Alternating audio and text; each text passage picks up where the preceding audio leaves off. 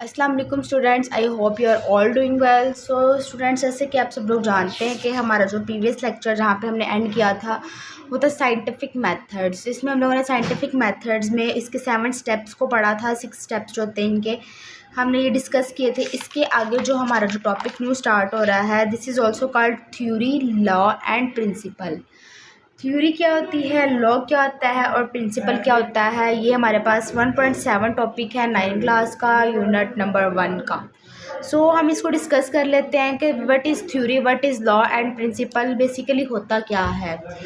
अब हम लोग स्टडी करते हैं। When experiment prove a hypothesis correct, जब एक्सपेरिमेंट प्रूव होता है और कोई भी हाइपोथेसिस करेक्ट होती है, scientist use such hypothesis for making further hypothesis.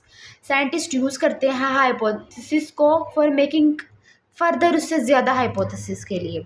When new hypothesis are again proved, जब न्यू हाइपोथेसिस अगेन प्रूव हो जाएंगी तो हमारे पास क्या होता है, experiments are original hypothesis become a theory. जो एक्सपेरिमेंट से हमारे पास जो हाइपोथेसिस अप्रूव होती है उसको हम कहते हैं थ्योरी। अब आगे थ्योरी क्या है। Theory is a support by extensive evidence is repeating and validated by multiple researches।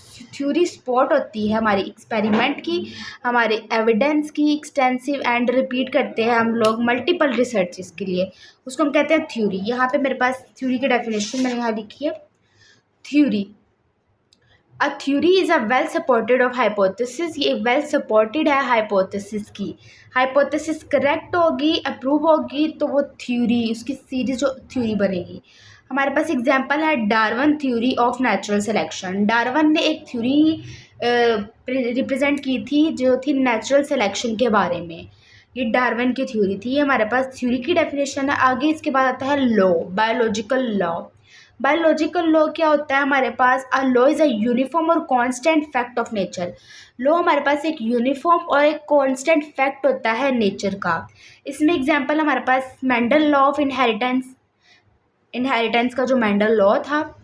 Hardy Weinberg law, इसमें साइंटिफिक लॉ आ जाते हैं, बायोलॉजिकल लॉ आ जाते हैं और बायोलॉजिकल प्रिंसिपल आ जाते हैं हमारे बायोलॉजिकल लॉ में। इसे हम यूनिवर्सल लॉ भी कहते हैं, बायोलॉजिकल लॉ भी कहते हैं। ये हमारे पास एक यूनिफॉर्म और कांस्टेंट फैक्ट है नेचर का। अब हम लोग इसको बुक से स्टडी करते हैं। आगे उन्होंने यहाँ पे हमें दिया हुआ है theory. For example the theory of evolution, evolution में जो थ्योरी थी, explain how a specific species change over a time. Species change हुई टाइम थ्रू नेचुरल सिलेक्शंस, अपनी नेचुरल सिलेक्शन से। Scientist keep on testing, scientist ने testing की the theory by doing experiments, experiments के ज़रिए साइंटिस्ट ने testing की।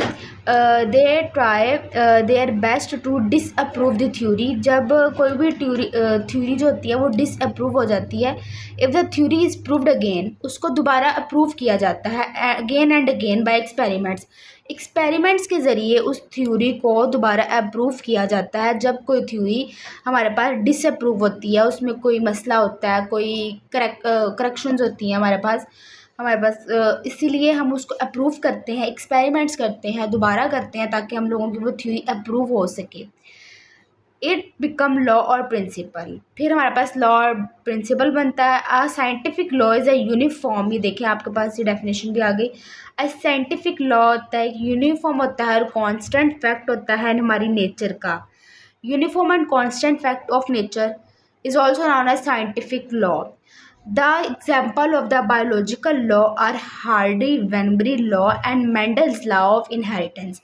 जो biological law है Hardy-Weinberg law and Mendel's law of inheritance. Inheritance में हमारे पास हार्डी वेनब्री लॉ और मेंडल्स लॉ ने इनहेरिटेंस का हमें पेश किया था बायोलॉजिकल लॉ। अब हमारे पास ये आगे जो चार्ट बना है, फ्लो चार्ट, अब हम इसको देखते हैं। इसमें उन्होंने बताया बायोलॉजिकल प्रॉब्लम्स। बायोलॉजिकल प्रॉब्लम्स जो हमारे पास साइंटिफिक प्रॉब्लम्स होती हैं, इसमें सबसे पहले हम क्या करते हैं, हम लोग इसकी रिकॉग्निशन करते थे। आपने जो प्रीवियस चैप्टर में पढ़ा होगा ये आप यहाँ पे देखें। सबसे पहले recognition of a scientific problem, scientific problem के आइडेंटिफिकेशन करते थे, उसकी डिटर्मिनेशन करते हैं। उसके बाद सबसे पहले हमारे पास आता है ऑब्जर्वेशन। ऑब्जर्वेशन, हम लोग किसी भी अपनी साइंटिफिक प्रॉब्लम की, बायोलॉजिकल प्रॉब्लम की ऑब्जर्वेशन करेंगे, उसके बाद हमारे पास हाइपोथेसिस हम करते हैं। हाइपोथेसिस के बाद हम उसको डिटेक्ट करते हैं, डिडक्शन करते हैं हम लोग, जिसमें हम लोग इफ़ एंड देन का वो फॉर्मूला यूज़ करते थे। एंड फिर इसके बाद हम लोग करते हैं एक्सपेरिमेंट। एक्सपेरिमेंट करने के बाद जो हमारे पास आता है रिज़ल्ट आता है उस एक्सपेरिमेंट का, ठीक है। रिज़ल्ट अगर प्रूव नहीं है तो हम दोबारा उसकी एक्सपेरिमेंट हम दोबारा करेंगे, ठीक है।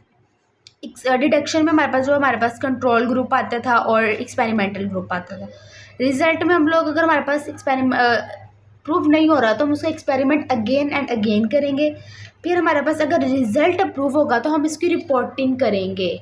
रिपोर्टिंग करने के बाद हम इसकी फर्दर टेस्टिंग करेंगे। जब रिपोर्ट हमने कर लिया तो ऑब्वियसली हम इसको ज़्यादा से ज़्यादा टेस्ट करेंगे, ताकि हमारे पास जब हम इसको टेस्ट करेंगे तो वो हमारे पास जो अप्रूव्ड हुई हमारे पास कोई भी बायोलॉजिकल प्रॉब्लम या साइंटिफिक प्रॉब्लम आती है हम उसको अप्रूव करेंगे।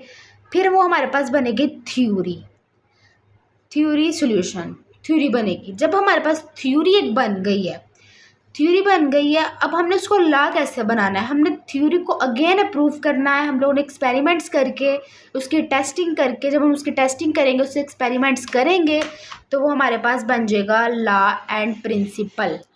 लॉ एंड प्रिंसिपल बनेगा हमारे पास। ये हमारे पास एक फ़्लो चार्ट है, इसमें हमारे पास जो हमारी बायोलॉजिकल साइंटिफिक प्रॉब्लम्स हैं उसका सारे को उन्होंने फ़्लो चार्ट बनाया है कि ऑब्जर्वेशन के बाद हाइपोथेसिस, डिडक्शन, एक्सपेरिमेंटेशन, हमारे पास आ जाएगा रिज़ल्ट। हमारे पास इसको हम लोग अप्रूव करेंगे तो हमारे पास हम इसकी रिपोर्टिंग करेंगे तो हमारे पास थ्योरी आएगी और लॉ एंड प्रिंसिपल आएगा। बेसिकली जो लॉ है वो हमारे पास अप्रूव होता है थ्योरी से, थ्योरी बनती है, उसके बाद हम उसकी टेस्टिंग करते हैं, वो हमारे पास लॉ बन जाता है। और लॉ जो होता है वो डू नॉट, वो हमारे पास चेंज नहीं होता। जो हमारा लॉ एक बार तैयार हो गया वो हो गया।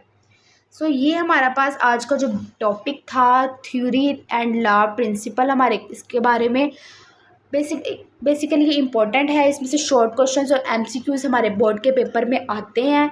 सो ये इम्पोर्टेंट था। आज हमारा ये वाला भी ख़त्म हो गया। अब हमारा जो नेक्स्ट टॉपिक है वो malaria and example of biological method है। ये इंशाल्लाह हम लोग आप कल अगली नेक्स्ट वीडियो में इसके साथ आप डिस्कस करेंगे। आई होप कि आप सबको समझ आया होगा। अल्लाह हाफिज़।